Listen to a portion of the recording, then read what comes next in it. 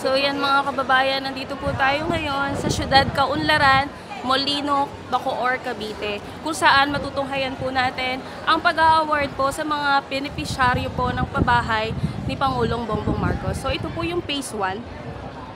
So yung phase 1 is tapos na. So meron po yung 120 units. Ayan.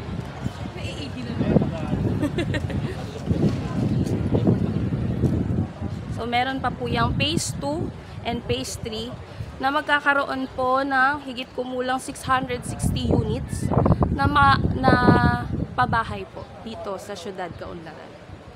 Ayan.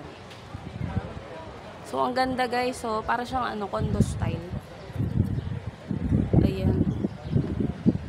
Siyempre kasama natin ang NHA. May mga iba't ibang departments din po tayong kasama. Siyempre kasama natin ang Team Tugon. So, mamaya po makakasama natin si Pangulong Bongbong Marcos para po i-award sa mga kababayan natin ang pabahay.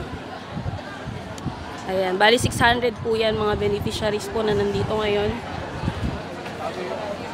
And maya-maya nga lang po magsisimula na tayo. So, ayan.